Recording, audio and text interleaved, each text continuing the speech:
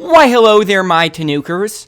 The closed beta test for Guilty Gear Strive recently happened and ended, and I've seen a whole bunch of impression videos on YouTube, and I've noticed that they tend to be from people that are pretty experienced in Guilty Gear. And so far, the general consensus seems to be pretty harsh on the game. It seems to be getting critiqued pretty harshly, which is a good thing. It's good for people to critique things. But I thought it would be interesting for people to hear the perspective of someone that's not so experienced in Guilty Gear. Since, like I said, most of these impressions seem to be coming from Guilty Gear vets, who obviously have the most credentials to speak on such a topic, but I just thought it would be interesting because a lot of the rhetoric coming from the devs seem to be that they want it to be more of an accessible game and bring in more newcomers.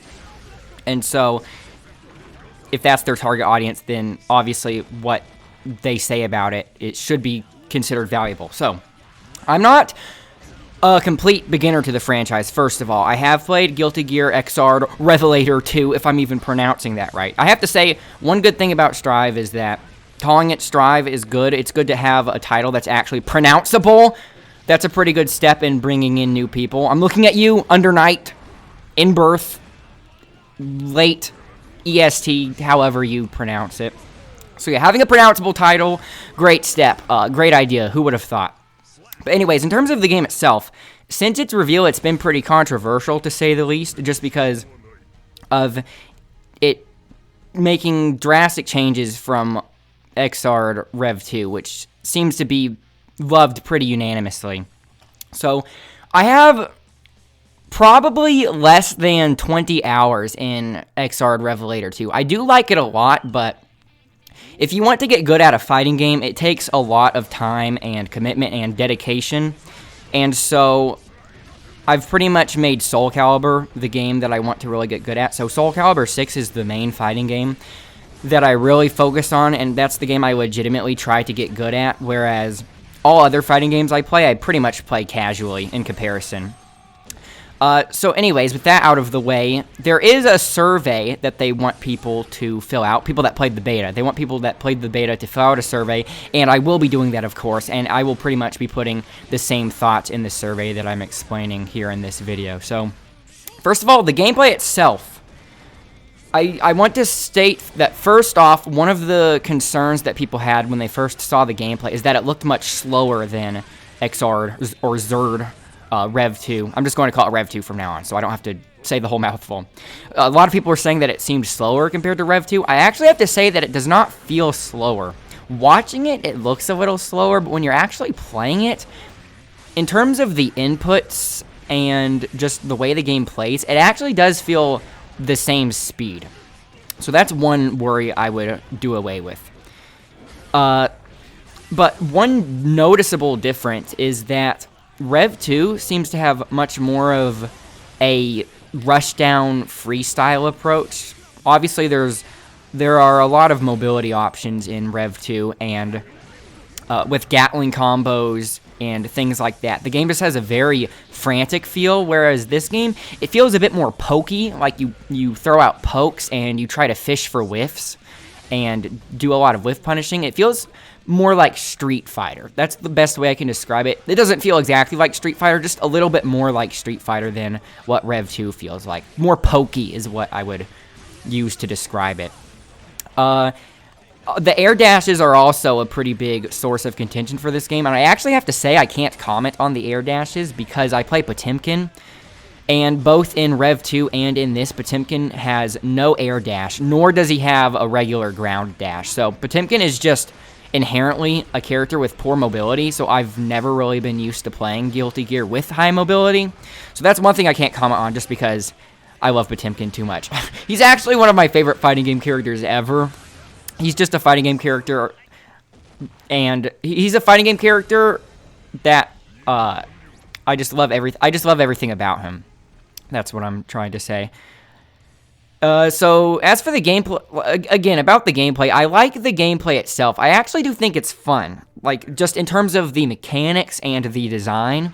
A lot of things should get tweaked majorly, which I'm going to get into, but I just want to say the base design that they have here I actually think they have something good, and just because it is fun. Like, when I think about it, it sounds like I'm complaining a lot about it, but when I'm actually playing it, I do have fun, and it feels good to play.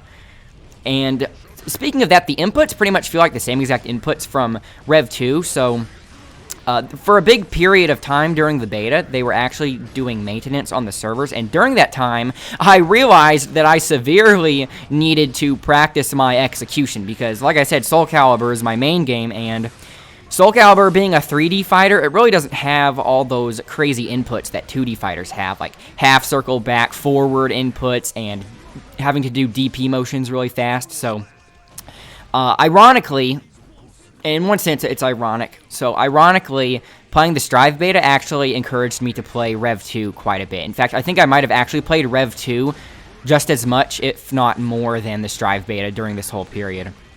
But anyways, so yeah, I was practicing my execution in Rev 2, and then it translated perfectly. So, for the first day, you could only fight against a CPU, and there was no rematch option. In fact, there was never a rematch option. I really wish the beta had the rematch option. I would have been able to get many more matches in if there were a rematch option, but there wasn't. And so, it would put you back to the title screen, and so you'd have to go through all the menus and start up a game again, and pretty much just toy around with the CPU to try to experiment with combos and stuff. Anyways, my point is that the execution feels the exact same. So if you want to practice before Strive comes out, I highly recommend that you practice in Rev 2, because pretty much your skills in Rev 2 will translate over to Strive pretty well. Pretty much one-to-one in terms of execution, even though the combos are going to be different, of course. So yeah, back to the gameplay itself. It is fun. I do like it. Before I elaborate on the gameplay further, I want to address the more obvious things and then go down to the less obvious things.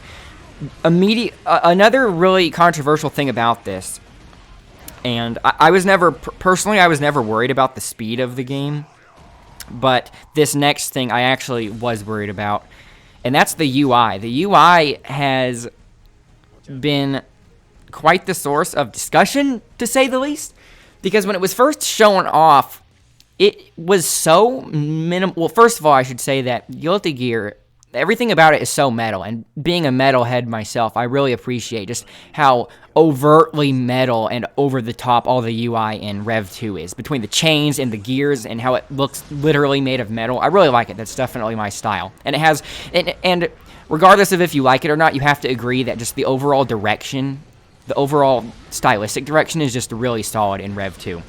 And that seems to be completely lacking, at least in the first bit of footage shown off in Strive, because the UI looks so minimalistic and simple. A lot of people were saying it looked like it was from a mobile game, and I have to agree, it does look like it was made for a mobile game. And to deconstruct that further, it looks like it's from a mobile game, because it looks like they put absolutely all their effort on making it readable, but it completely lacks style. And it's between the HP bars and just in the character select screen, they have the characters divided up by balance, power, etc. into these different categories, which seem to be something like that would be completely pointless to people that have been playing the game for more than a few hours, because at that point they would just be familiar with the characters between fighting them in matchups or just playing them themselves. But this extremely minimalistic approach really clashes with how metal everything else is, because in terms of the game's presentation, not the UI, but everything else about the game's presentation in terms of the actual character models, the animations, and wow, the music, literally everything about it is 10 out of 10. Actually, I would say that Guilty Gear Strive is the best looking game I've ever seen, and the soundtrack is absolutely perfect. It really does impress me. When I first heard the song in the announcement trailer, I actually was in awe. I couldn't believe what I was hearing, because it's just so my style. It sounds like it was made for me, and it's just so unapologetic about that style, which, like I said, seems to be directly in contrast with the UI. But anyways, in this beta, it does seem that they changed the UI a bit. It looks like they added a little bit of that Guilty Gear style on it, because, for example, where the timer is, it used to just be the numbers, and now there's a sort of an Ankh-looking design behind it. So it looks like they are adding on to it. A lot of people were giving them the benefit of the doubt in that the original UI that was shown off was a placeholder, which makes sense. But personally, since they never came out and said it was a placeholder, I think that personally, they actually were doing all of it deliberately, and that was the intended style. But then when they started hearing people say, oh, don't worry about it, it must be a placeholder, they just decided to let people think that while they try to rework it in the background. They're like, yeah, just, of course it's a placeholder. Yeah, we're going to be fixing that right away, even though they originally had no intention to, but I think that's funny. But anyways, the UI really isn't that big of a deal. The one thing functionally that I don't like about the UI, so I was talking about the aesthetics first of all, but now there's one thing functionally about the UI that I actually have to critique pretty heavily, and I have to explain why it's a bad thing. So on the UI, obviously your HP bars deplete as you lose HP, pretty much in any game, not even just fighting games, right? Anyone that's even watched a game would understand that concept. But as your HP goes down, your portrait, the character portraits, which are accompanied by the risk gauge, which is another meter in the game, they move along with the HP bar. So you have these moving portraits with this tiny little risk gauge, which is barely visible. When you're playing the game, it's technically visible, obviously, but just in terms of like watching somebody stream the game, the risk gauge is really hard to see. It is so thin and tiny, and to make matters worse, like I said, it moves along with the portrait as the HP lowers, and I cannot understand why this is, because people that play games, the UI is supposed to deliver critical information to the player, right? Your HP, your meter, the amount of time that's left in a round, which actually, I don't even know why there's a timer because the damage numbers are so high, but I'm going to get to that as well. But anyways, your eyes when you're playing a game, your eyes will get very used to quickly looking at one specific spot for information and then looking back at whatever you need to look at, right? So, for example, your HP bar, you know where it is. You'd want to quickly look up at it and then look back down if you want to look at it. If you want to know how much meter you have, if you want to do something that requires meter, you'd want to look very quickly at where you normally find it, which should be the same spot every time, right?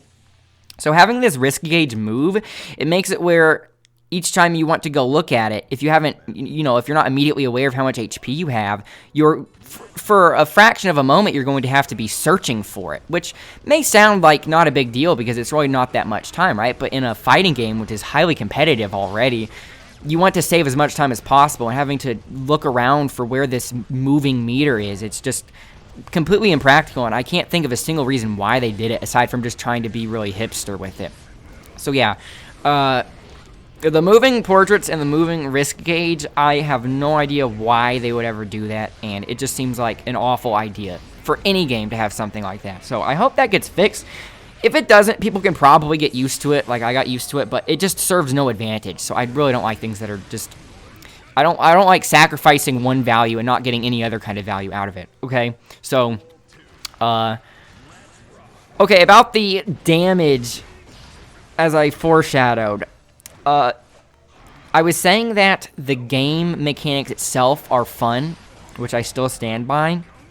However, the matches are so short, and this was only exacerbated even further because there was no rematch, and so it was really hard to get a match. So you would spend all this time trying to get a match, you'd finally get one, and it's over in less than 30 seconds, and then you have to wait for another match. So why this is because the damage numbers are so ludicrously high for seemingly no reason. They are just ludicrously high. For example, Potemkin's regular command throw, his Potemkin Buster, it does somewhere between 45% to 50% damage in one command throw. So you get a couple good reads and the match is pretty much over.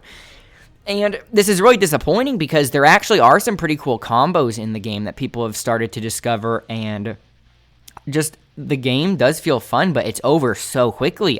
It's like I can't even tell if I like the game. I can't even make an assessment on the game because the match is over before I even can tell if I like it or not. And I think this undermines a lot of the effort they've put into the mechanics because, for example, corner combos are a pretty big part of any fighting game, right?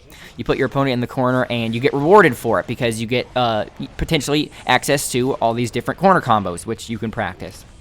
So, according to their rhetoric, I'm pretty sure I read something about this. According to their rhetoric, they didn't want beginners to just get corner comboed by experienced players and have that put them off, right? And so what they've done is that if you get corner comboed long enough, you will sort of splat onto the wall, and if the corner combo continues, the wall will break, almost as if there's this invisible glass on the edge of the screen, and then when it breaks, it'll do a pretty cool looking stage transition into another part of the map, which visually looks really cool, right? And but to still give the corner comboer a reward for this, after the stage transition happens, the person that was doing the corner combo gets rewarded with accelerated meter regen, which is actually a pretty big deal in this game, just because of how much damage you can get off of meter. But anyways, my point is that every time this would happen, the match would pretty much instantly be over right after, because any sort of corner combo that is going to make the opponent break through the wall is going to already bring them down to such little HP that they'll pretty much be within 1-hit, 2-hit kill range after that. And so it seems like they went through all this work to make these stage transitions so that way the fight can get moved to another part of the map, but you never even get to see this part of the map for more than a second or two, because once it gets there, someone's HP is already so low. Something else about this, which is very bizarre, is that some people have already found that in order to maximize their corner combo damage, instead of just continuing their corner combo and having the wall break, once the opponent splats onto the wall, you actually, just in terms of optimizing everything, in order to do everything optimally, you actually deliberately stop your combo so as not to break the wall, so you can keep the corner pressure. And I shouldn't even have to explain why this is such backwards game design, because having to deliberately stop your combo to do something optimally is so backwards to what's intuitive in a game. It's like you're having to stop yourself from playing to do something better instead of doing the stage transitions. Activating the cool stage transitions should be a reward for doing something optimally.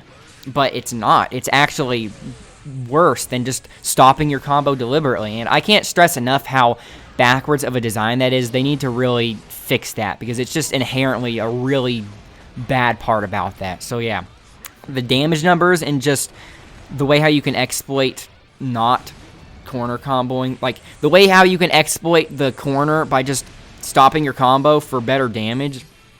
It's like they spent this time doing all this they spent all this time doing this stage transition stuff, and then they completely undermined it. So it's just a waste, and they really need to fix that. They need to think of a way around that. Anyways, it just feels like overall, the game is fun, but it just feels so very whack. That's the best way to describe it. It is just a very whack game, at least in the state right now. Obviously, this is a closed beta test, and the game isn't even close to releasing, so lots of things are subject to change. This is obviously not a review of the game itself. In case you're watching this closer to the release, this is talking about the beta test, if you haven't figured that out already. It feels like the game was actually made off a dare. It feels like a lot of things about the game were made off of a dare, like, what if I made the damage numbers this high? What if I made it where one throw does 50% damage? And then someone else said, oh yeah, I dare you. And then they did it. And then someone says, oh, what if using 4 dolphins in a row? May has this combo where she literally does dolphin, into dolphin, into dolphin, into dolphin, into dolphin. It's essentially the same move 5 times. And it feels like they did that off of a dare too. And then someone made some sort of placeholder UI, or maybe that they made a real UI, and then they made some extra one on the side just for fun, and then they showed it off, and someone dared them to use that UI in the real game, and then they did it. So yeah, the whole thing just feels like it was made off of a dare, and it's very whack. So I cannot recommend it. I can't recommend the game, although I did have enough fun with it that I actually do want to buy it, just because I love Potemkin too much, and just the style of the game is amazing, and it is fun. Some people have been comparing this to, comparing the transition from Rev 2 to well, okay, let me rephrase this. The transition from Rev 2 to Strive, some people have been comparing to the transition of MKX to MK11, and I have to say that's not the case at all. I'm a big critic of MK11, and MKX is just way better. This is not a case like that at all. So what makes MK11 not so fun is that it doesn't reward offense. In fact, it actually punishes constant offense, because the meter regeneration in MK11 is constant no matter what. It's just a constant rate at which meter regenerates in MK11, and you pretty much can't do anything in MK11 without meter. But that is not the case in Guilty Gear Strive, because in Guilty Gear Strive, they still very much reward offense, because just the simple act of walking towards the opponent refills the meter very quickly. And so, just things like that, it still rewards offense quite a bit. It still feels like a very offensive game. It does feel like Rev 2, just it feels a bit more, like, pokey. Like, it feels like a cross between Rev 2 and Street Fighter. That's the best way I can describe it. But, sorry, once again, going back to the high damage numbers, some people might immediately think of Samurai Showdown and use that as a defense, because Samurai Showdown is a very fun game. I really like Samurai Showdown.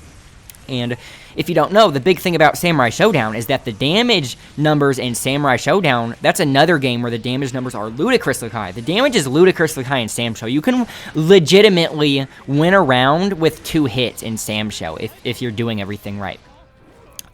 Which sounds crazy, right? So you might think, why do I like Sam Show? Why do I like the damage numbers in Sam Show but not this? Well, that's because in Samurai Showdown, it works in Samurai Showdown because in Sam Show, you have access to many, many, many defensive options and very few offensive options. You actually have way more defensive options than offensive options.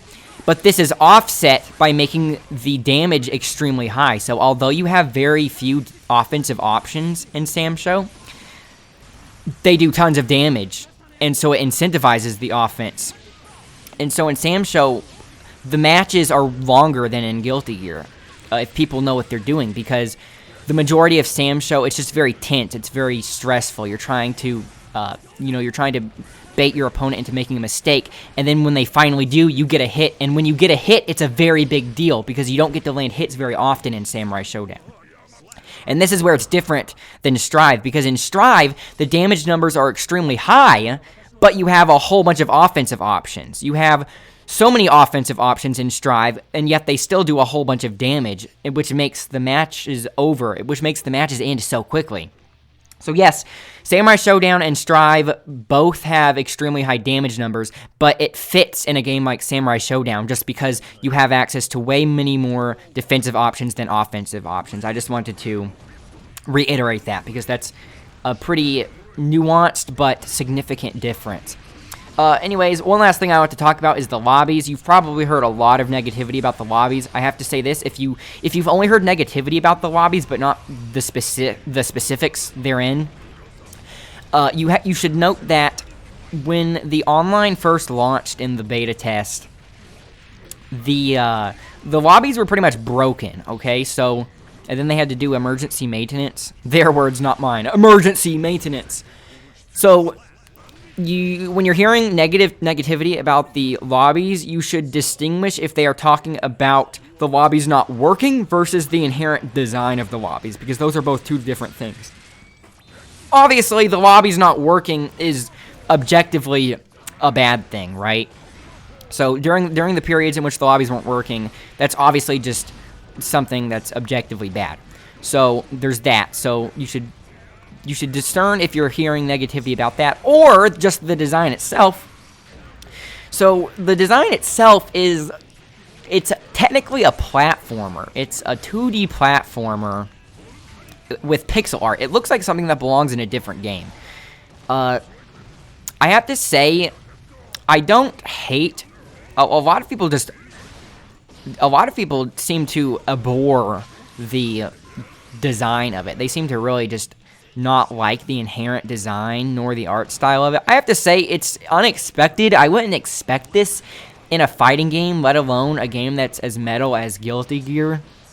So it's a little shocking at first, but I can't say I hate it. I I can't say I particularly like it, but part of me respects them trying to do something inventive with it. But where my critique of it comes in is that although the design itself, when it's working, it's not bad, it's just that it's not nearly as practical as what they've had in their other games. Because in Rev 2, for example, you have these lobbies with these little virtual arcade cabinets that you can walk up to, and it makes so much more intuitive sense, and it works so well, and it feels like it's replicating the arcade feel, or at least that's what I think they're going for.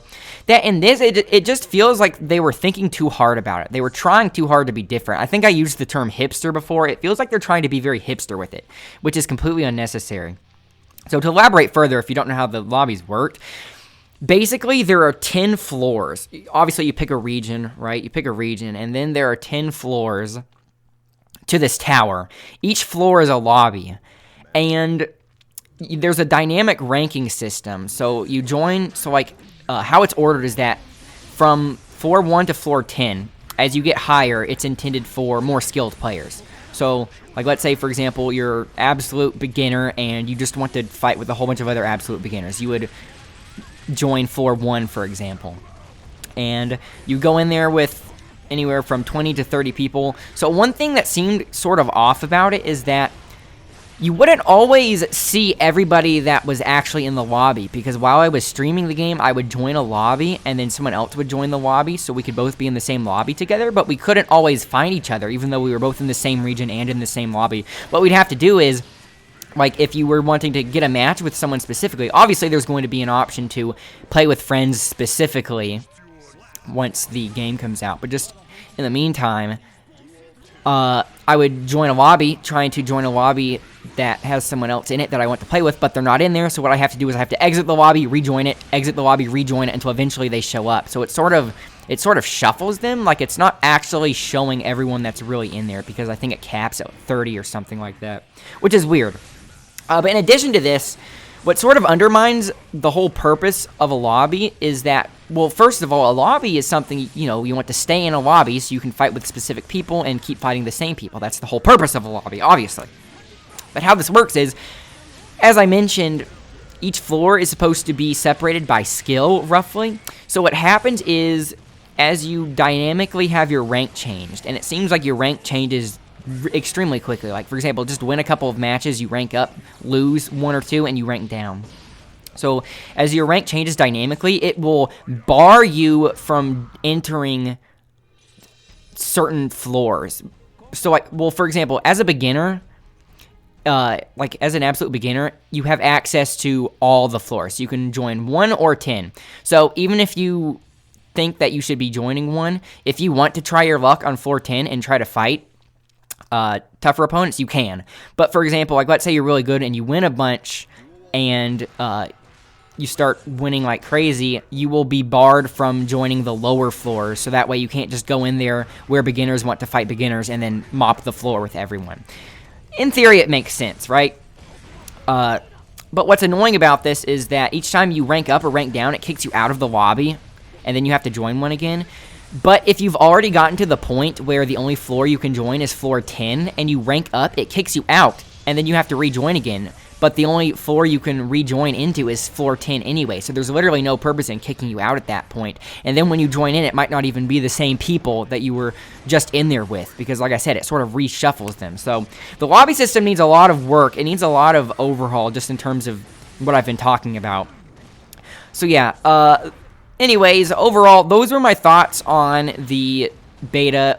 Like I said at the start of the video, I thought some people might be interested to hear the thoughts of someone that's relatively new to the franchise, someone that's not so much a vet like a lot of these people talking about it are. So yeah, anyways, if you've played it yourself, let me know what your thoughts are. If you haven't played it but you just watched it, let me know what your thoughts are. Or if you have any questions, you can go ahead and ask them, and maybe I can answer them, you know, if you have a question about the gameplay or something. So yeah, I will see you Tanukers later, and I just hit the mic. Sorry. Anyways, I will see you Tanukers later, and bye for now.